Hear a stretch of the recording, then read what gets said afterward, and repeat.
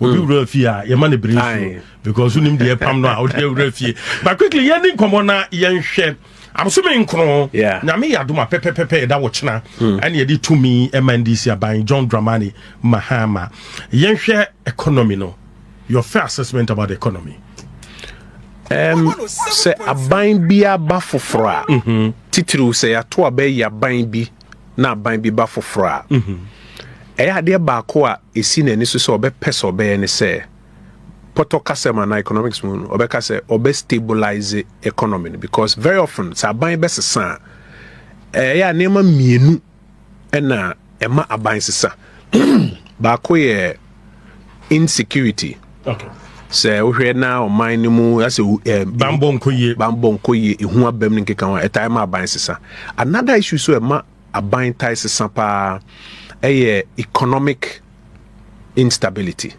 Nti se bon se sikasem no ehihim bebre a bon se nipa dodo na ayo madwe se ahokyere abanti aban no kra nya den ye mpam no yen 2024 aba ye luzu yen research aya ye nyina na me de copy ba ye nya bra ye bekom research aya ye nyina kire pefe se the biggest issue am I luzu sa election no economic instability, economic difficulties, high cost of living. After some will live 5.7% economic growth, no? Yeah. Economy ni betumi grow. Na so cost of living what economy ni mu no. Soro. Nti say economy nankasa de etumpon kɔ nanim, ɔman si kasɛm ehuri kɔ nanim, ɔhanchiche mu enum akiri ponso, but yes sense na nneɛma bo te wosen a bon say dodo na bɛka sɛ nneɛma bo akɔsoro. Ɛna no correct 2023, 2024. In fact 2022, 2023, 2024 nneɛma bo akɔsoro. Globally we are seeing na any be kind and net year you say inflation about 9.4%. We reason number one obecho say imported inflation seni anema bo koso abroche be kind and no swatting ama inflation eswatwa ibenya breako. Okay, but the bulk of it say economic difficulties no was number one. It is a buy for bad your person or your pan say or person stabilize the economy. My found Yura John Ajikum Kufuor. Me a student of J Kufuor government. Okay. Oba 2001. In fact, before Kufuor Bebano, na economy near hitia my treasury bill rates crying number 40% the year before interest rates num. The year 2000 was the first time I made say $1. Madam for Joseph Jedu Williams. Finsa on crown catch him say Charlie Sana economy Nico. That time SHS 3. Oh Pope John. Say economy send economy. Yam pay Kevin $1 bintu na beko. Because now economy no a hiti economic uncertainties no doso. In the year Kufuor ba 2001 no. The first day or share so be and say one yam for stability mbra. Inti sene anema bo fa so kosro no yehwe ne yente so inflation mbra down, exchange rates yehwe na yensum, interest rates yehwe na emra fom, ekakra o mine de no yenko srese yemfa eka no bi nya den encheyen yefre no hepic obeka ya inti wo hwe economic indicators no 2001 ba be dube 2003 2004 na sa pepepe na so ye no because uba be mu first na so ye me fa umra yewura mills by the time yewura Kufuor sorry to 2008 na twin economic crisis na ba first financial crisis na ba emma enema say hitibium tie enuanu medis for the year politics ye to maom tie yewura Kwabenadufoɔ be finance minister okay a okoya me first okoya no koka no krese sika na ombeji enu mo de omde aye adwuma ono so buy and starting now inflation to the buy be do be single digit Kwabenadufoɔ ye board so e man bonyo mo friend to the inflation aba single digit exchange rate remember from interest rate or remember from afi wudu baby a obe achieve one kasa promises na afi atiatum fofi antoata odani bonkum so Yewura Mahama ne buy ya no any president cry hand over man or buy no start complaining here. Eda ye call parliament na ye so na. Unse ye kan Yewura Mahama speech obey first echere obi a. Ono dey take over from no any president cry no complaining. John one started on this note 2012 after say late melting or started ya no or started tigum. Nti no na by 2016 Ghana forecast e masa ade we dey ye ntumi. Nti ye yi ni fi o.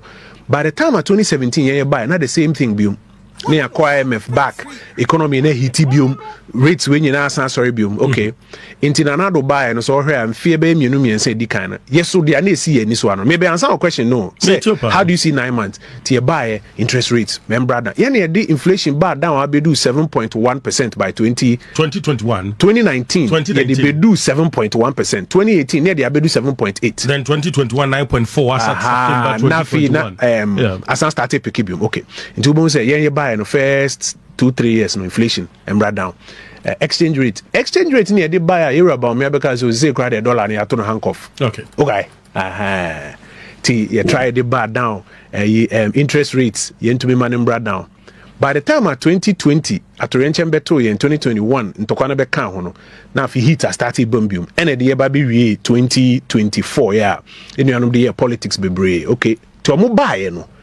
The first things I also stabilize it. Into exchange rate, quite be number fast no stabilize it. Interest rate na nkasa quite be number fast na omo stabilize it. A car na ye dino quite be number to me fast. Send ya ira kufo ko ye hipik na hipik no be obende. Into also the same formula. Into bosumin kunu ya edi kan yi de omo ye ne say aduane na fa ne say ayehye no. Omo hum from agusu say nye de enyo kakra.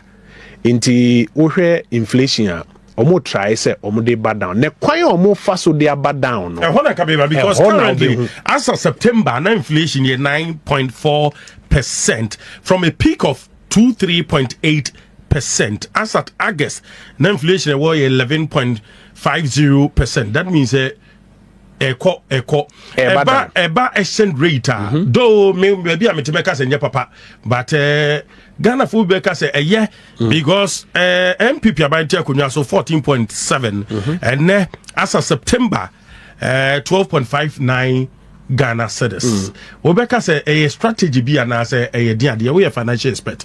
What is happening? Nti eno na make chose aban bia ba fresher wajuma oye ne say economy na hiti no obehu from aguso na ba na mum kwan a obefa so say aduane na ehye na per say aduna ko sensuo ebegu mu aduane wa say aduane no of course so bi di be sia bonten man frama keke faso na ajo on say aduane no nti what we have to now go into kwan be no mo faso nti yemfa bibi te say inflation na inflation MPP ye de be do 7.1% by 2019 e ba ne say na cost ro and I make sure say by the time you do 2020-2021 global cost of living crisis started here free or board started cost ro ntokwa started here any niema no by that time no na niema nyina started cost ro wiase afa na nyina enti by 2020 I'm say 2023 say make kind year inflation could do 54%.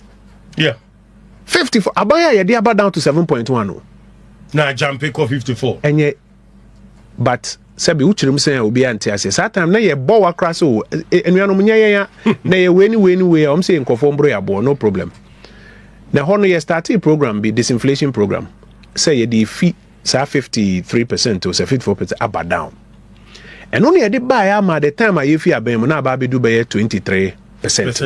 Ni atiso 54 abedu 23. Yes, and the above 7 now. You to me the buy. Remember, say time you buy them. Inflation na memse be 16% or so. And you to me the buy down to 7.1 now. Assemble to enter course. Okay. The January 23. E hona ejuma ko bi te say Deloitte. E be chire mu say. So we MPP4 program now.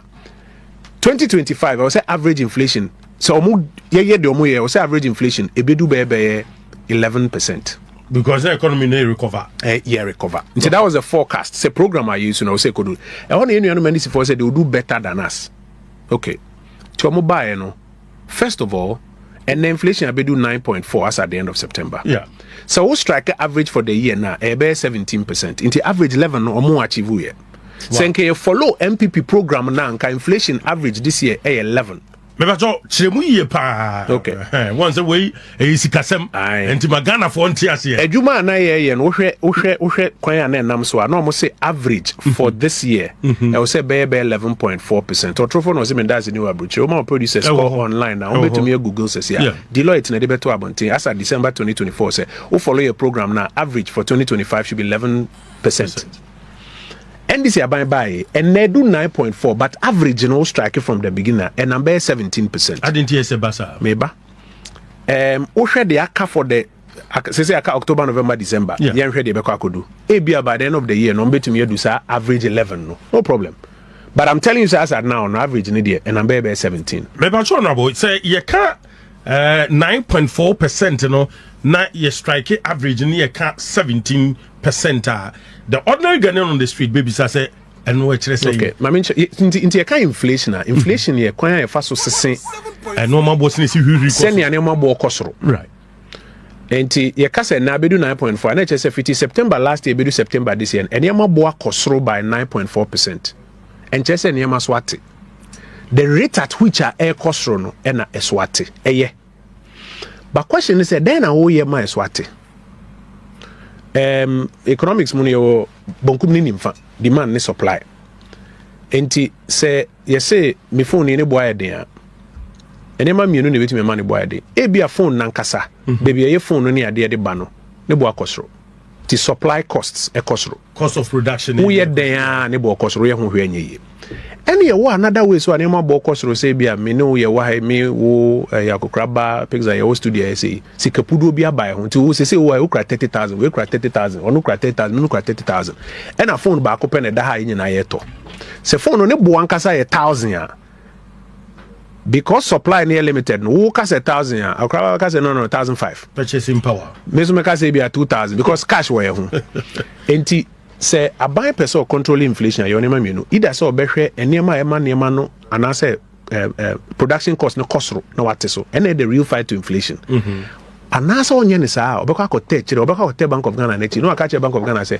muntwi sky wo krom nyina nti 30,000 munyi emfiri mo ho nenka obi a bia be 2,000 purchasing power ni no nti say aka 2,000 aka no 2,000 aka 2,000 na so obi ka say phone ni 1,000 senya de hia pa se mento what am I okay nti down call back say inflation ya bad down ye den na amana bad down nema be miensa edi kan in fact Ghana Statistical Service for now account say imported inflation okay and senya anane ma bo kosoro wa ma no ne bi kan ye no sisi ye no e free ho e wo Ghana Statistical Service krata no almost imported inflation and imported inflation first part and they say senia na dollar no etina say though esan kosoro biom generally there's been an appreciation no e kan hobi na amane ma no enkosoro wano to say first no na den e man ba say reserves ahodo ayi giant aban no eyi so far be $4 billion every reserves ni mu ye sika ye de to say BBC putupuru no man ye twa benkum ehwe aban na yi be $4 billion say or the pia cedi na ba form $4 billion and over. We cry a say August time you call your assessment no. Somebody PNC didn't perform. And only di mo akotene. Nti no na so here and say I am for say sa intricacy no. Right. Abani nyai sa dia. Ono mo facha me the ordinary Ghanaian dey in common to bisa question. No. Don't worry cry. O baby say what is wrong say you what reserve. Can reserve ya in fifiri a ye dey gu baabi na ye sika dey gu baabi. Say at renche bitu ye ho kire yen eno mom ye dia ye de ensa be kwa akobom na ye what reserve na ye sidi anim gu ase na ye be yi reserve no bi say ye de be support na ye be sticky sidi no. Okay. What is wrong opportunity cost? Economics may be a friend opportunity cost. Okay. And he say me was 1,000 that has say. Na say okase bia cake that has say cake no boy 1,000. And say my talk cake 1,000 medi. What is wrong? Me am sika my fa cake. Me dey talk cake medi. What is wrong? What is wrong is nkasa 1,000 nka den ni betumi ayama. And only opportunity cost no. And this all reserves $4 billion at the Bank of Ghana. Abanda da the gold purchase program aba afakwen akwenua sasoma o man na $4 billion there to her. Bisa won say $4 billion nka den e betumi yama. So hu na say time we TV ni radio complaints about Achimota to Nsawam Road no. Yeah. Endru $1 billion. Nti wo na ya ban obi bisa won say minyi $1 billion na me fenko pia cedi no na mankofo mo nsem say economy na sesa. Minyi artificial ayi ana se me mfenye kwan no because sa $1 billion uyi a so de ye kwan na ye be we na kwan ne da obi ani tua se kwan ne da on but so de kogoro wo market no so se wo de ye cedi no ho adonkwa wo be we na kwan ne ye se ska no so wo hu ba bi e fa Scan beira. And only opportunity cost no. Wow. Poalugu dam na dam hall. Unim no bo. Enuru $2 billion. So where you $4 billion if you reserves mu. Says $4 billion no. Wo de ba be ye sidi no ho juju and tricks man kofo abonsem so economy na asesa sidi na ba for mu a. Wo be yi says can e be san fi reserves ne mu. Bebe wie ne ye hu ka dum bia wo de aye. Babon se Poalugu dam de si ho a ye nyen wie ya. Bon se boankra esi ho.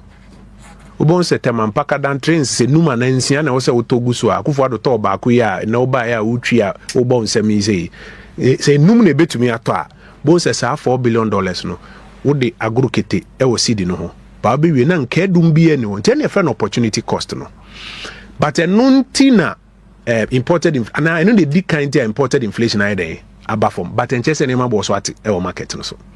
Okay, number 2 sene na ne ma bo anka se cost ro wa mansen dwa so global price pressures nankasa na ukan JP Morgan for reporter eswate ansana number 3 di akotene pa ba ko ne se aban na fakulty kwa so atwe sika 60 billion Ghana cedis every economy ni mu akogu Bank of Ghana se kasa aban na atwe 60 billion Ghana cedis from the economy a ye patre saying enti bia wo hoi ya me adom uju aketua we usika kakra ka 1000 cedis ankasa 1000 no say we economy ni mu a depending on adwen aban ne de beba no ebetumi aboa krampo mankofo enya mfaso madam fo bi o se osusu group bi mu ti omutu susu mse na watwe bia omutu ya se 300 o se 300 no mo de amani pa ba ko so mfanko nti se sika na we economy ni mu no esan so obi sebe ehu adwen kese de akekere se yenye susu group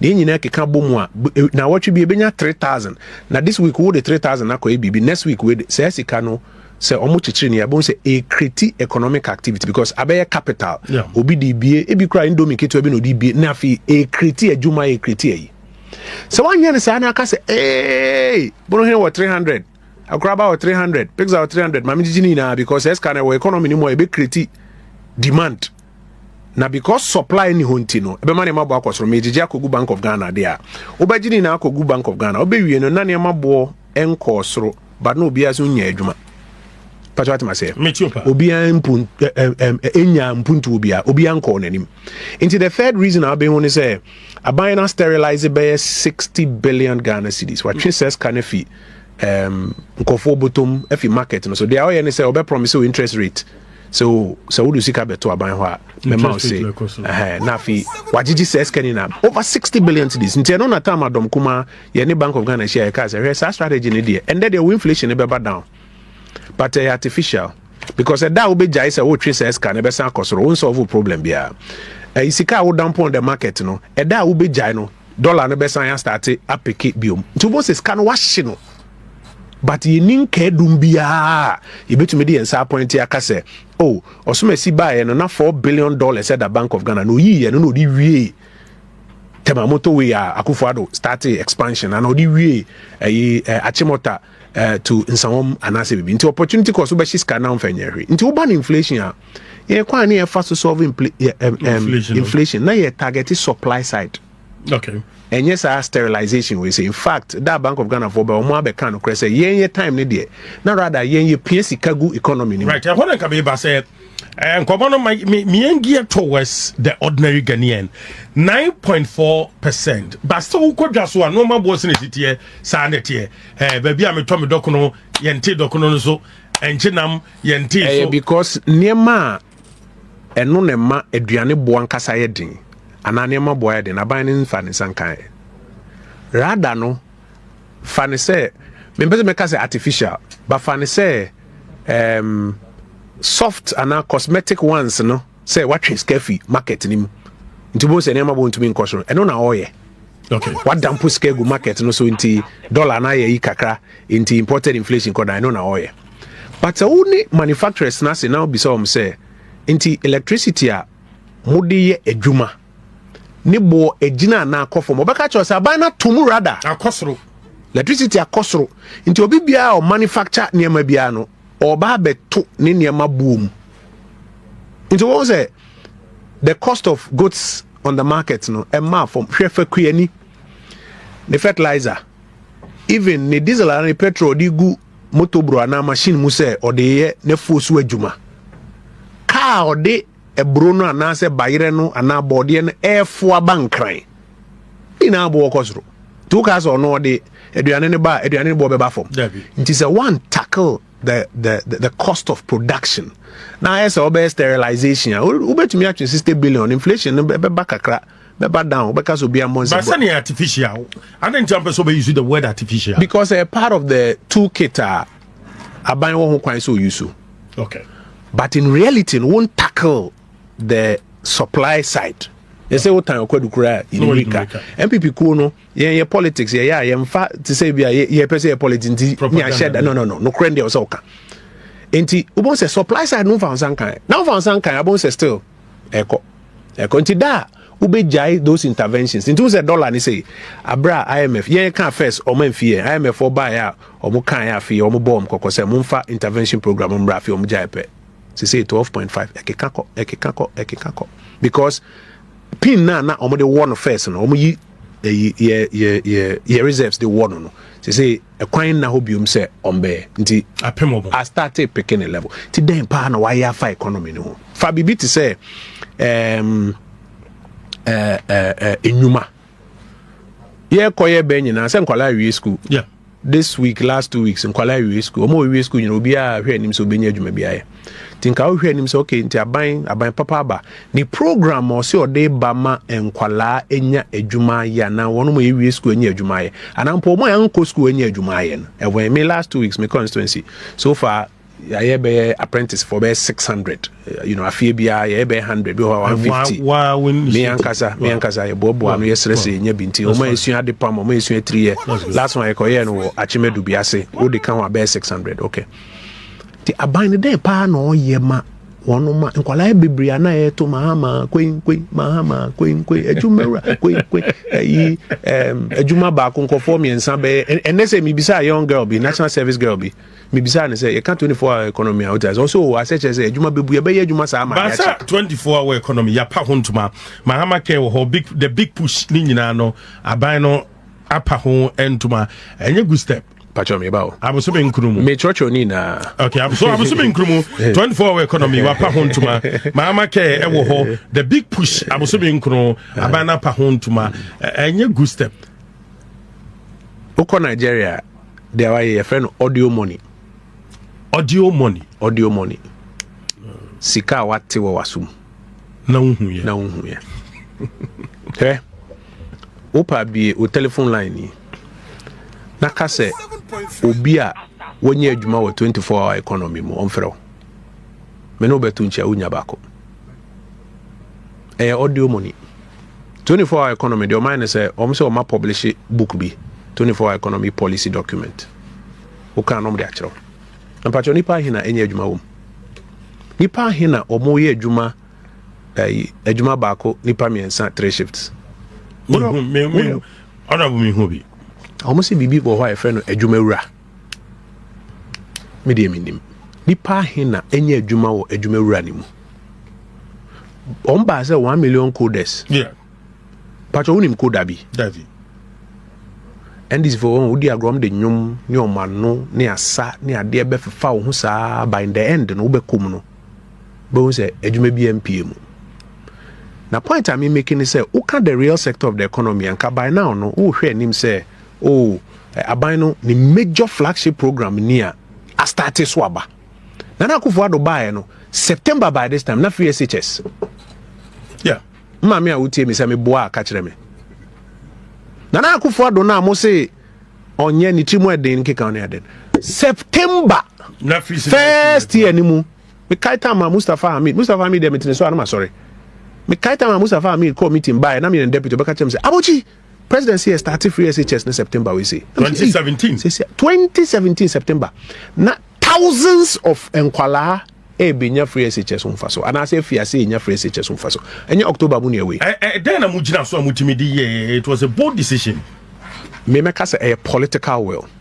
Uko MPP abako semua. 1947, JB Dankwamo time. Ombe catch say we believe in the principle of self-determination. We believe in the value of self-determination. And the man dan kwa mutena se ka se ye ntra ma kwasi broni nie so. Enu nti no ye pese ye chichiri kuo UGCC na ye pre ye independence. Omde kofa kwa Nkrumah ba 1947 etira ono ba bete party CPP eji free omo se many a different matter. But sa principle of self-determination, sa principles, those values, no, eno na MPP mpanimfo abreni abribia e Kenya edi yanim. Eno nti adodanko Akufo-Addo oba 2017 no, that principle of self-determination and they decided say yeah in change said 2 years time ye ko pesca World Bank ye ko science ka o JICA ye ko science ka hansan ye tumia yo ye de yankasa ye mine sika behwe Ghana for nkwala mama ko senior high school free so ye skenibo so ye hiani bo say the papa will be the papa ni be by October Musa time we there were tens of thousands of students across the country. So MPP no NDC no dey omonko me pacho NDC ba abemu apart from ukasahram ni acho nipa he no betumi aka cho say wo mafiase enya adwuma under wo flagship programs yo ma nya adwuma nyina yo ma MPP ni bi wa adwuma ni apamo no ni apamo nyina na create artificial vacancy bi ni akwa akọfa mo kakra be hye nti ma ohun se adwuma nan kasa de o ma nya o ma dwen so mbe yo bo mo mpesa obeka ho aseminti wo ye hram ni asomu Mahama case on social intervention program. Fane say no ni on major social intervention program. Patwa way. Oma be pass home ra o parliament. Emra no kromba no man create sika foforo bia o. Unim dom ye. National Health Insurance. John Ajekum Kufuor National Health Insurance o create ye na no mu no makoyi sika. So mu de be ye Mahama case. Enti Mahama ke no ani ni botom. John Ajekum Kufuor, President of the Republic from 2001 to 2009. The National Health Insurance Authority au create National Health Fund no. Enumu na ye nuanom NDC fo omo Mahama ke koyin Mahama enumu na omo akoyi sika. Say omo de baba ye Mahama ke. Na no crampo na me no ka se nipa he na a benefit from it. Nti really Mr. 9 months there. But over economy inside now, economy almost say the 5.7% growth. Omo de the buy no say target 4. Yeah. Yeah, baby, no problem. Yeah, baby, inflation na Deloitte for say average by 11%. No, as at now I'm 17%. Yeah. Month, I mean year on year now by 9.4. No problem. 2 months to go. Exchange rate, Oma spend over $4 billion. Oma withdraw from your reserves through your gold purchase program. You buy. PMMC ani ede yen eno anomatu ni gold board pacho mini abema ote trotrom so ote some say na gold board e PMMC no motu ni din fufro eno na yede gold purchase program ayura ba me ade bae and rebranding eno ho mfaso no e na omo dampo be 4 billion asset be August no ma dampo egu market no so omo de aso currency ni no na IMF bomb kokwafi omo yi omo nsa no say currency na start esan ekọ de adasa in 9 months. They are buying, what's a buying yeno? And no more try some bay to bring stability. And no, there's nothing wrong with it. Nemo may kwanya wo fast wa yeno. So person create employment. Now only way of creating employment is obey nkofo EDF ye jumem. Now the nkofo ashemu. Net employment ni 0. Of course. Nti say kana kaso mama nkofo 2000 ejuma. Na sasa 2000 uko yi nkofo 2000. Plus 1 minus 1. Plus 1 minus 1. Nti ejuma no 24-hour economy ya okan say me nua penny guzitando or you be a lot of respect for him. Utumu say wa breni widie mu pa na wa chichire krata na de aba. Ba krata na de bae no. Wo de opa me no ntunchi a parliament be bie nansen ya. By the way speaker back then say parliament no kra no wa twa san. No problem. Dance boy be bie. Da parliament be bie no. Mr. Ofa microphone bra parliament. Now they share NDC MP for nabi some 24-hour economy no. And saying a day na mo ba beye na da be na mo fiase e be yo wanwa. I don't want tiase na. E be ya wo wanwa. Ono bo mo tiase. Me say e be yo wanwa. O man kasakra don't have clarity on it. Inti e no na nkofo de o mani ato so say adwuma bebu adwuma ba ko nkofo miensa na be 3 shifts na e wa he. Okay. Dynamic catcher Ato Forson say finance minister bia for the 4-year term o budget ahin now 4 yeah November you do budget number 2 beba let's say aka ahin 2 yeah 2 no so say last one no enche dan kan bi agrobe so efia no pa right me say quickly budget ne ho sensemi yenua nkra no bi susu ye wa nurse fo bi a omo so ma ye adwuma be ya boso mi du ade fe na katwia omo nsantimi enkan ye na nsantam omo demonstrate ye omo commenting so ekoye dede kakra den na beba obi be wie school ye be clear nipa ne se obetimi akoye adwuma na nipa ne ye adwuma na boso me obenya pay slip na pay slip an insane be kano ebe ye empty pay slip because any nurse for need nkomo ha omuso munya pay slip all right by pay slip no eba no ye empty pay slip sika bia ni so bibia ni so but udin beba chesi afa abaya for wadwuma mu a udin ewo pay slip so and again almost say ya enshrine in budget a ye ready ye ne say ya budget sika e de ato ho a ye de betwe omuka nsishane te senge answer pipi aban be fra konwa so enkra clear almost say di ombetima kwa ye adwuma ye ntwi omuka no na nsishane te senge. There's a reason for which I am a financial clearance. First, pano. Abrana said, take cry finance minister no. Now, obi to if I the police be by say, we juma be afia near to our bosumi be me and sampe. Yeba be money say, how do we say, and you're right. So obi bawa fan woman a juma. Obi crampo our bobbesia, sebi, bono when you ebi e ma wako bobbesia watowe de sisi ne ho so menye adwuma bosumi bia me hu girls na back on nurse back say no kasa no na eya enye right nti ye de bibi ba say financial client say ansa na ebe mu adwuma no na o say finance ministry o mahwe bibi e friend no medium term expenditure framework MTF ni mu no ma decide say ye betumi atua oka nti obi bia ebe ma no financial clearance no na che say Ghana ban asese hu say obetumi atua yeah a very critical point. You know, NDC for the politics say, oh, we must be any ho. Sebe oba abemwa, you interest Kengu Bank of Ghana mao. Wo na uyere wo na we raise revenue no, we raise scan. Na scan was spend. Wa more humo dey want to me raise scan. But say ye medium term expenditure framework no you to make us okay we mo ye growth in revenue na ye betumi afa. Ye betumi twa nipa be 3,000. Enu ntina sa afo ni na nya financial clearance. Omo ye adwuma finance ministry ho no, omo kwadre wo omo adwumam. Omo nye nkwala, omo ye professionals. Say financial space, fiscal space ni wa omo ma financial clearance. Nzo na bo meto ase ye pa. That means the finance ministry no hu say afi we ye fa nkura be 10,000 a ye betumi atua. Ye projection ye betumi atua mo kakra. Enu ntina omo ma sa financial clearance. Enu ni first point. Emo be another. Second, anse nkwala na catch us aban na nkasa buy ne budget o hihye no. O ka say obetua omka. Yeah. Nkwala na nkasa ka. Am so ya capture wo. So that tells you say so we be catch us say nesika ni ho na fiscal space ni ho or that down. Nti ono buy no begitu mu say obetua. Okay. Ma me fa nko number 3. Akraba page yeah ono wo my kinaba. Me fa nko number 3. Okay. Abai bia wo prioritize dia obetua.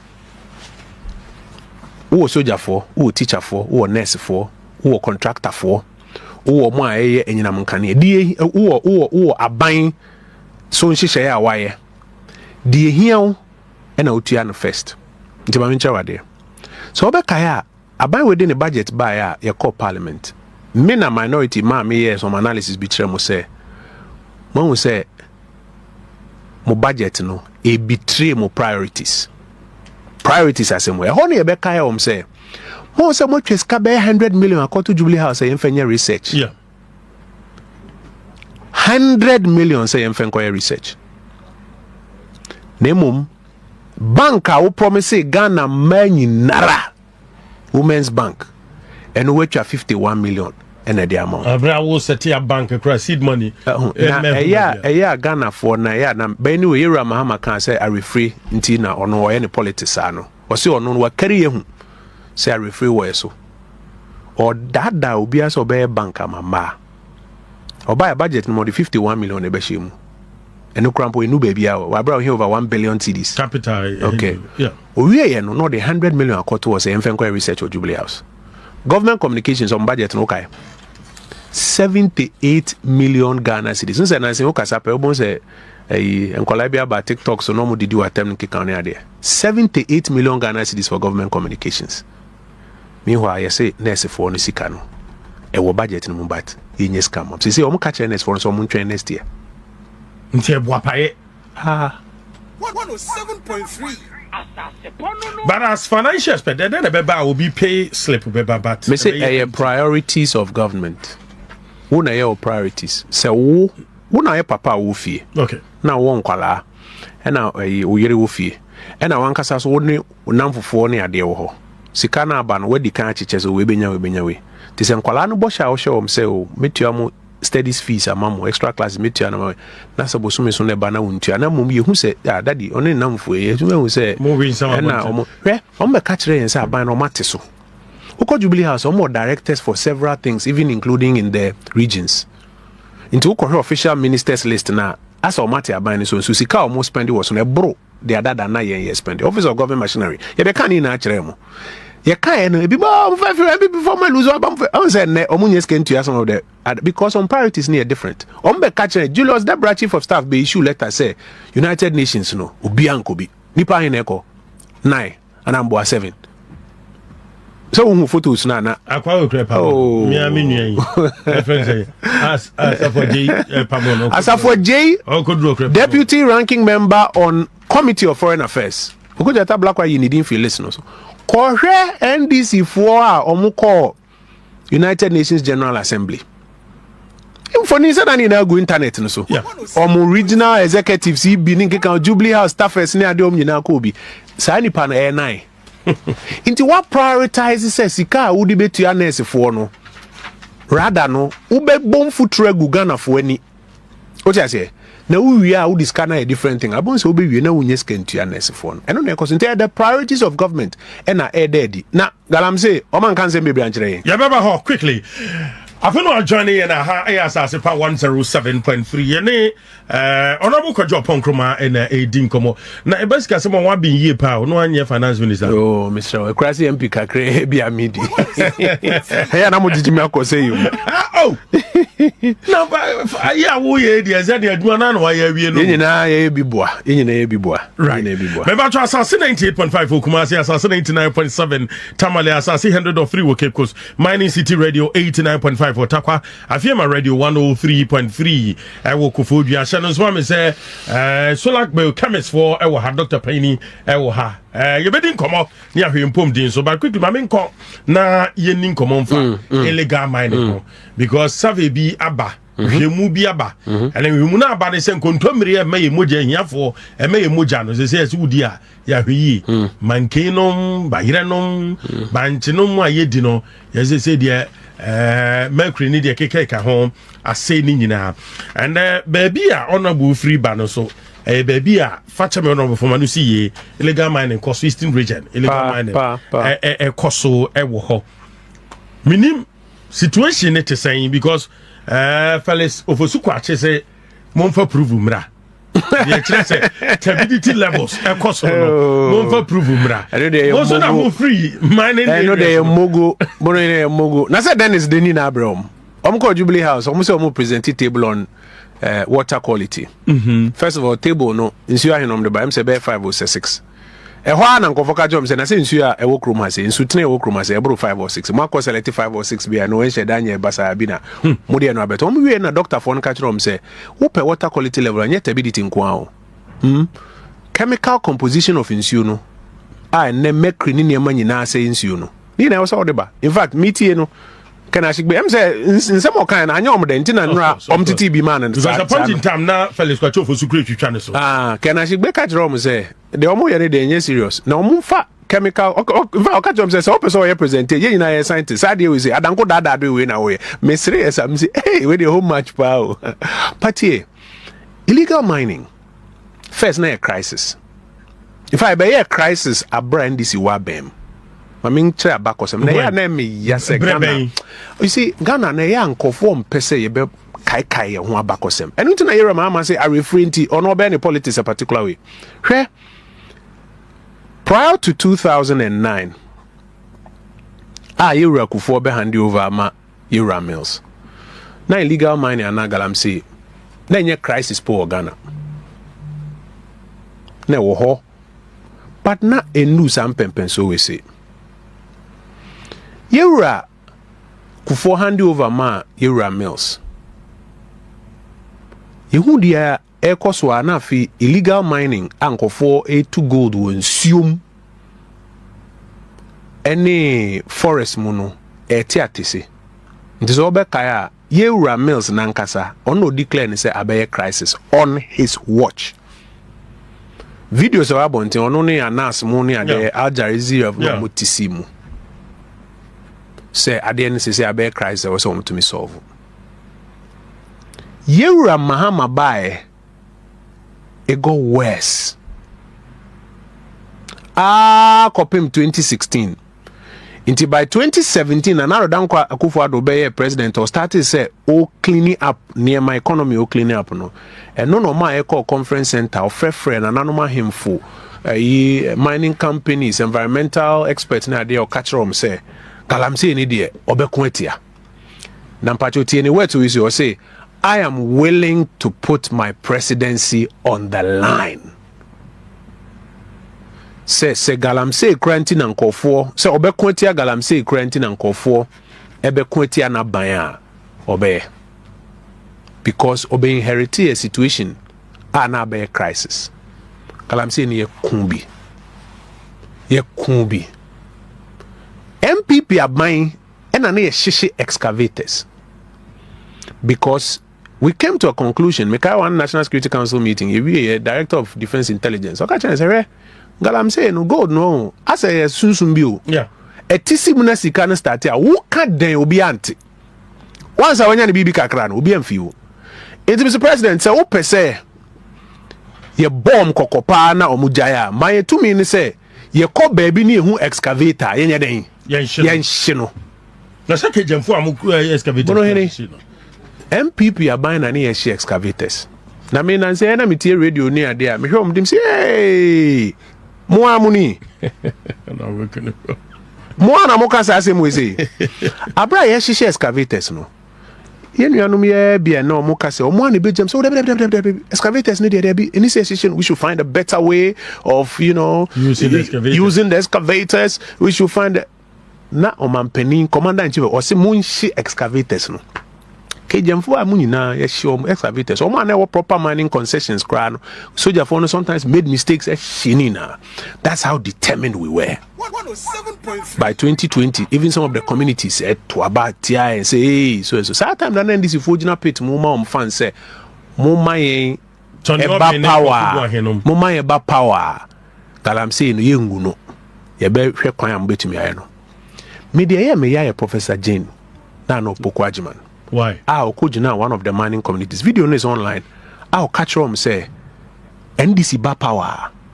Galamsey nenya dia ombe guno. But ombe he kwanya ombe to me afasona omaye.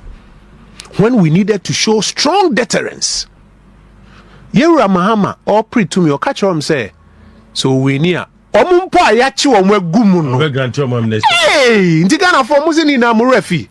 107.3 Osi omu a ya chi omu akokota kote bua omu for a ye jeli omu for illegal and irresponsible mining no obe den obe ja omu nyina obe mom amnesty yeah mpacho mi di kojo pon nyama na me kan sa asem no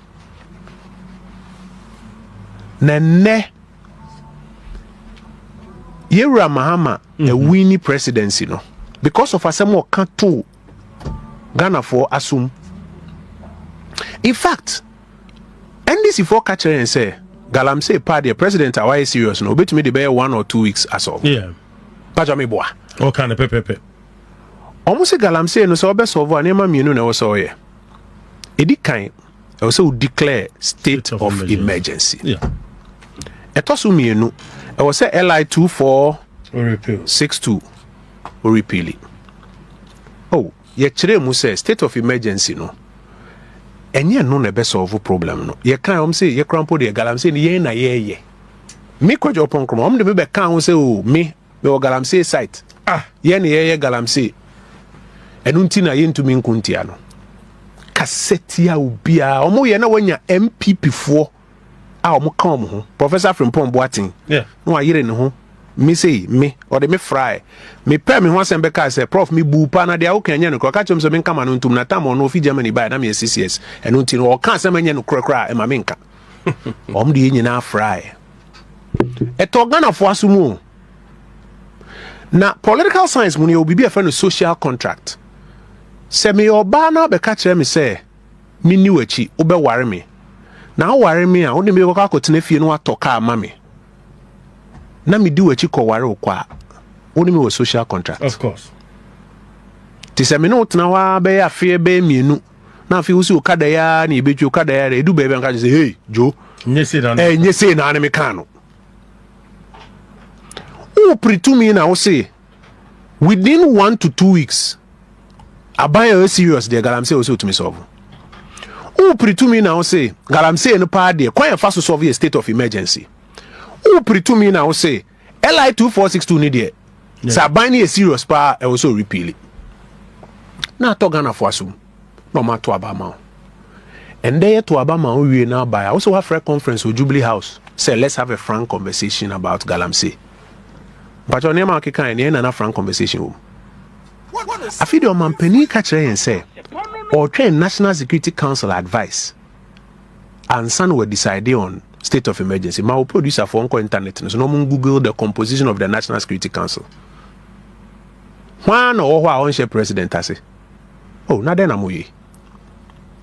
Na when yam penny for be mo say me civil society groups near them or makojina Jubilee House so state of emergency no crampon enye good idea. Mo ye nyatwo.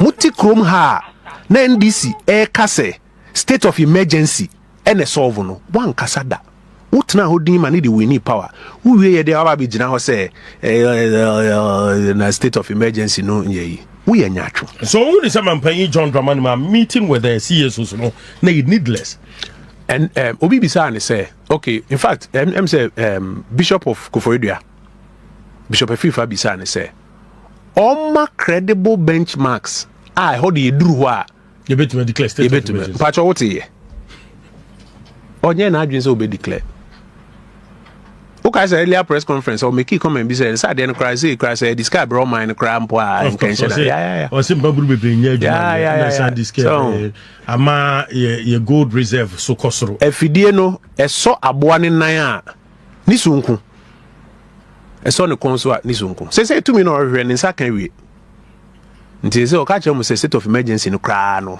ono krampo wan sheda anka bi na nkwala bi na ekeka but no coming from eastern region baby enim say ye mining region no only see adru baby a AC declare state of emergency aban we e no say or the state of emergency be solve ono no ne Ghana for sign social contract so be declare state of emergency. So the question is no longer about if you say state of emergency ena ebe solve. The people of Ghana have gone into a social contract with the President of the Republic. That contract was signed on the 7th of December 2024 that they will vote for him and in return he would deliver a state of emergency and a repeal of 2462 and crushing illegal and irresponsible mining. That is what the people are looking for. Into one kasawu template, one drafted contract in the buy. Yeah, question of you do. It is not. One drafted contract in the buy and konfono ko tamprint mao. At the end the original say state of emergency no cry just say Yekohu National Security Council. Na wanya nkofo bi a support no. Me de bia me kasa me say titru asofo na ye can be here LGBTQ. So ko here Conrad now for report more about why you lose your banner e kan ho bi. Minimum software board call like call demonstration say MPP and sign a bill na ye nto abentiaye. No problem. Ya to abentiaye. Nti sofo NDC or the LGBTQ election campaign wo koboa no oba ban mu a bosumi du omo ho wa of course ye nkoto so aba wantimi odane mum enti sofo wo pese o ka kire me se wo nhunu ye bishop wonte ye ana mo achieve objective ni nti sese no ye nka ho asem biom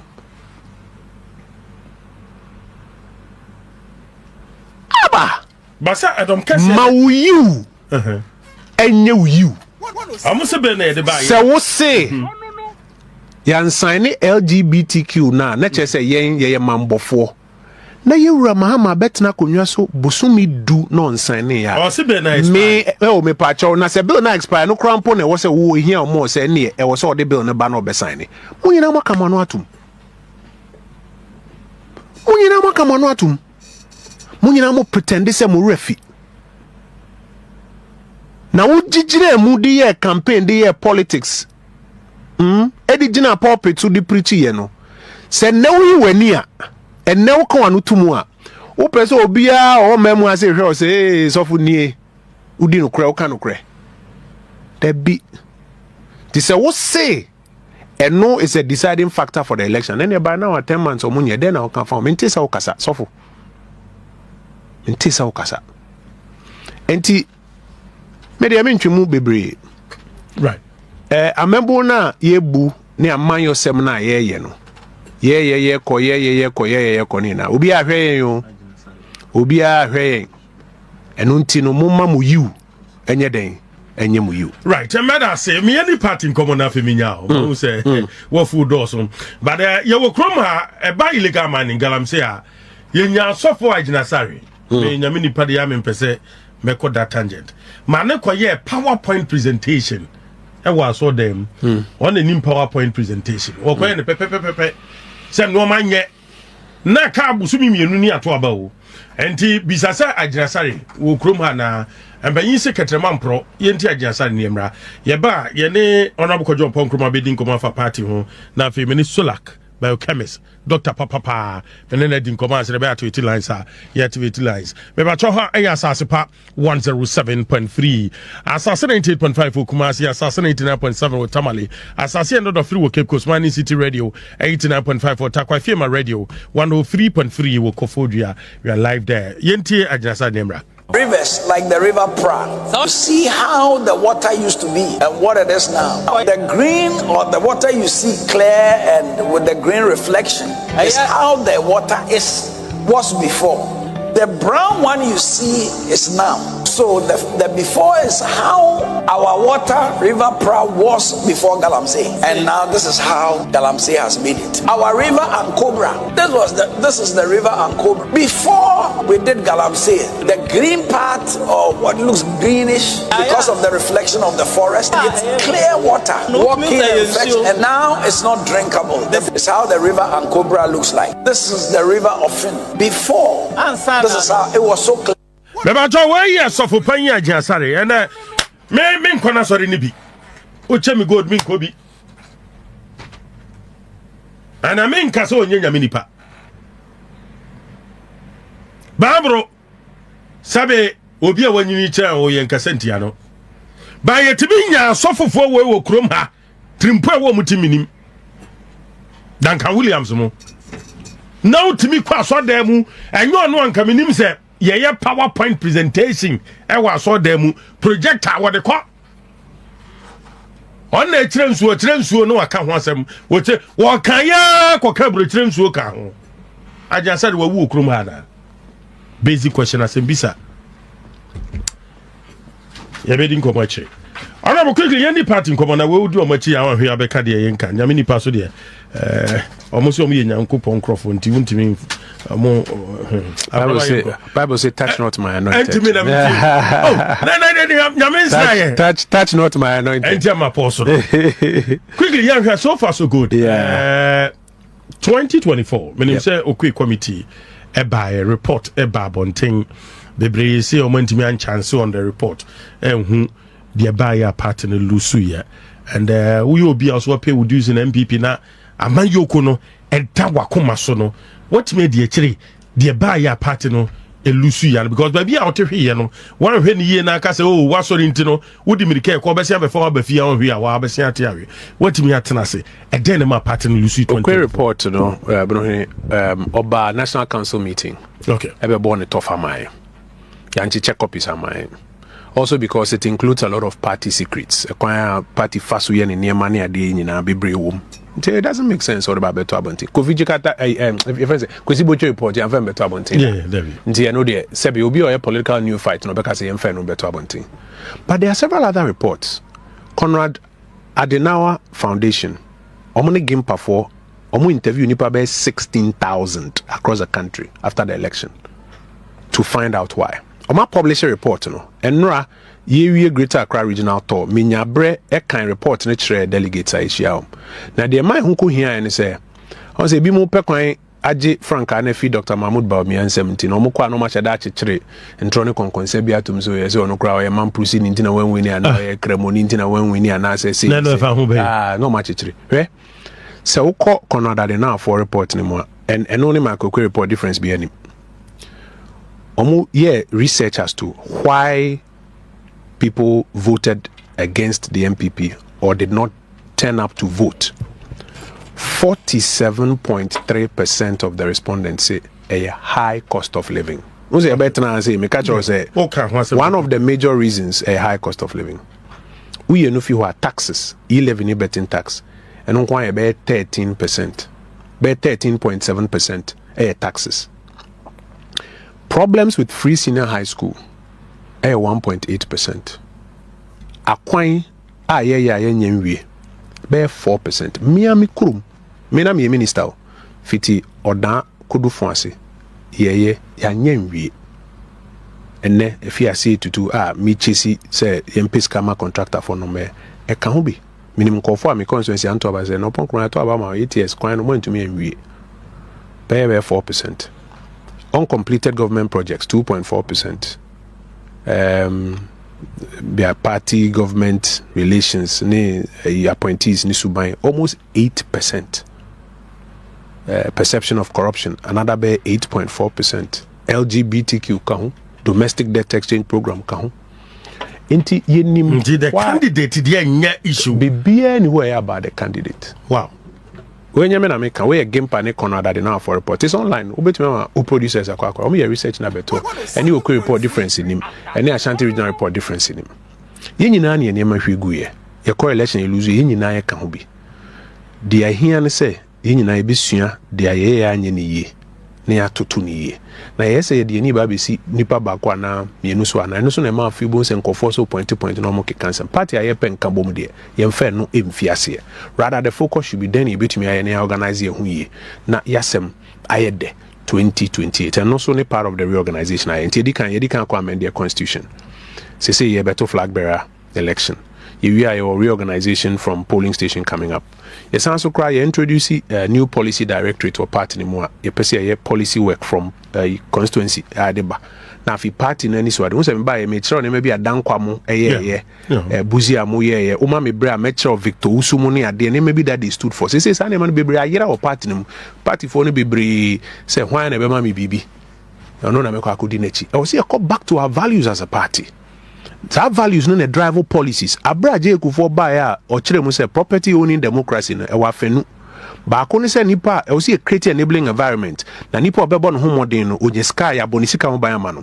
At the same time no so ne onye bi no ye the social protection abre no to say maternal health care to say school feeding in keka oni ade no. I will say so aba me so obi ani. We got to go back to our values and to our roots. And no na ye kono ye koye na say the policies ni programs ba ni ye hwe ni ye a ebe so aba mo bia ni agye ho na ye kose ye kwa akoto aba obi antena fie say medium MPP ni so aba na me nya dey mento. That's what we've got to go back to. Na no so ni adwuma ye ni sabre. Right, so far so good. Me ka say uyobi a Dr. Alhaji Mahmoud Bawumia ba bia ibe hu ni bia no edin si ehu anim.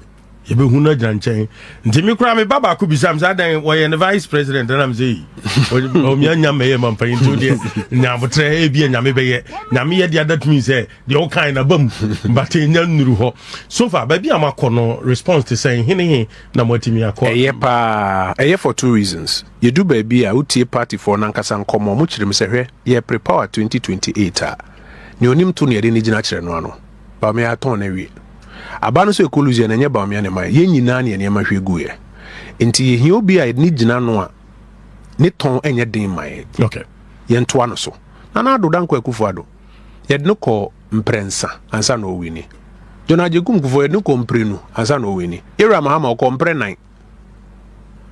There's value in consistency. Ye obra nka me do be ko ya bakosem mu be hu tama ye ko 1992 a ye wura Edubuahin and winning and go for bas so when I do my increase banche dia ko dwom ayanto na me na nka mo de me call yanka me winning ye tie sa asem ne ekoto abama yeraje egufo no okoye when winning onya 39%. That ne bi mu di interest ba omia loss no BNC enye no kre yera kufo de no confess onya 39%. But ye ko your friend is saying 2000 election now kofo san de ba so yense san yensan party forecast sadi o ye to aso ya e be mistake udwun so gufa kwa ne twafuro yeah eno nti no ye nto ano so ye ne call no bi onya 39% no bi twa mu 50% plus 1 e be di Ghana mampani 2 terms. NDC for suya bibi free mu nti o de mills ba 2000 and when winning no o man sesa no o de ba 2004 o san de ba 2008. Na se Mahama kwado o san kotra fie kura mo say confirm ne san. There's value in consistency. Nana Danko Akufo-Addo ye de ne call 2008 onya 49% o. Ye de ba back 2012 unim say 49 no kra wanya unim sa so kra santi but the party had learnt a lesson say saadi we yensa we nya ne sa yensa nto anu so bio into 2016 ye den by ono na 49 eso te say 43 o se den ono na afi o san ba betwam benya on president sa tan be 1 million margin on de anyame tumi ye Mahama ya na wa wini be 2 million yi ono na no te so a ye koto aba o read doso o kai sa na press conference no yeah. Press conference almost say they are in a comfortable lead so o show be any mouth move say ono na na we ni be 2 million so there's value in consistency na incrance semo a delegates na ka etre yempo a yankasa so no esan ehye incrane the other thing am so e me dan say you do ba bia obi o ho a on pet Yoruba omia obeka de nti a yempe Yoruba omia dodo na o masemo mo kan so ba omia kra de menini ni problem. Nemo chairman we or ka ho bi nti na me mpese me ba ho no bebreka secretary we nti won say enra Yoruba omia campaign team asumasi enra Yoruba omia kan se bia no pe me won say omo report on news mo say obi hu ntan enko obi hu ntan na ye pe no dodo ensamanfo kra pe no dodo Bruni ensamanfo kra pe no dodo nti say o gina na say obi secretary obi chairman obi obaby no so ba be kan no onpam no say wo mate say woni nkofo problem nti mapam there be ye hia ni vote. But say wusu kokohwe sa ni pakro ne say we kan ho bidi ene me nkoto bi maba no just a minute then wo ya a mistake just a minute me ba ye wo ho no say me pese mu nyina mu hu say eye me na me wo ballot no so enye obi a enti ebia obi a ye hu hi owo me campaign no mamma ne hu hi embetare me ne o ye ni asem o me no mo ye ni asem Milio ye ni asem kra. Yes Mama obi problem embetare me de mino ye ni atem. Utuma me a me ba we boa o. Me ba enti me pamocho mama obi asem embetare me em sai my brother what 107.3 Asase pono no. Anamu ko job on group. Yes sir. We na now kan ho asa. Anti me de say to say that call you call from cramp say kpon katamans papa ba go be hu me so me cramp de me ni ba me am on the side na me say o me na o me party man ten say na me say dey na o say oh papa we say me no problem ten na me say offer better me check there be papa we on kan bi so wo de wani ko di na chi say onu nti no nto aba ma ba me a ye be twa e tekramari na ye twa e tekramari a ye we before ana salmon Nemum, ni onim to no na yedi ni jache no ano. Se wo gitum se so ba me ade se aton na. Na se na wo gitum se aton na we obi anim. Na title kra. In fact, asema ono kan e me den so se ni nsem no kra mpo bebre o kan sa time na nkofo mpese mbitie no. Se utietie ni na ebem. Ono kra no kai me se Yewura Mahama call UN okogitu mu se COVID. Hete Ghana economy. Na msem. Ntina me sa adam tie na mka jense nyankopon hira ne se waka no kre. Ti se waji atum se ni nsem no bi o kan sa abre no na bi a heat wo system no mti nkofo ante ase.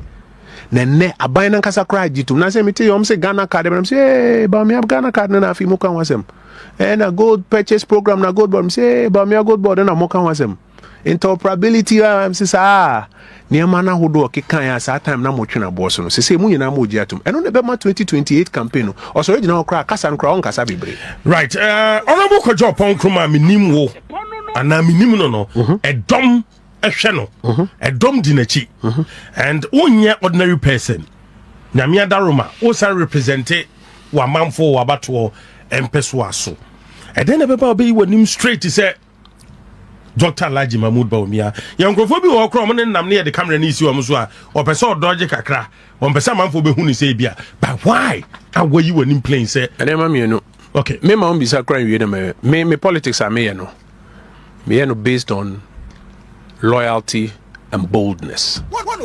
Sade na enya enya also to make an place sade we enya me nkwala me no me adwuma mbe ka chew wo na ye me doba sen ye na ultimate mu na wo ye aiza ma sade we fa kwam jaka na bebia party ni gina no ye gina kono eda Dr. Bawumia submitting the forms oka say this election is an election for the soul of the party.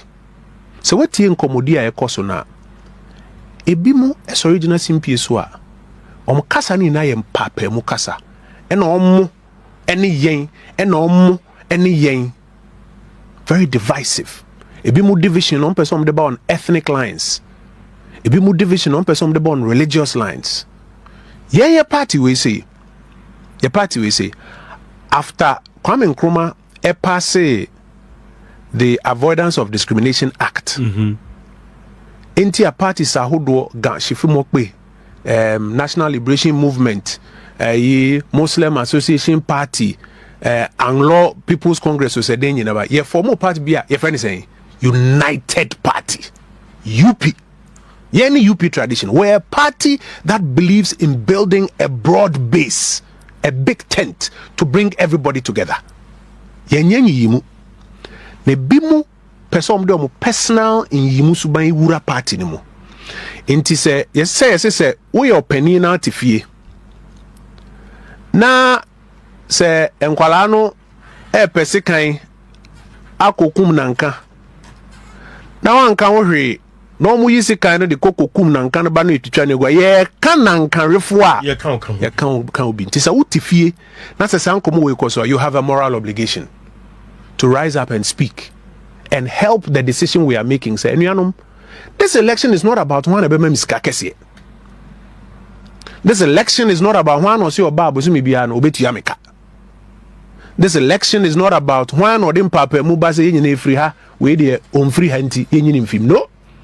This election is about electing Nipa or representing the values of our forebears. 107.3 Dankwa Buzia Domo Victor Usu Pa Wilimo Edubuahin John Adekum Kufo Adodanko Akufo Addo. The values that they represent, the values of inclusivity, of self-determination, of humility,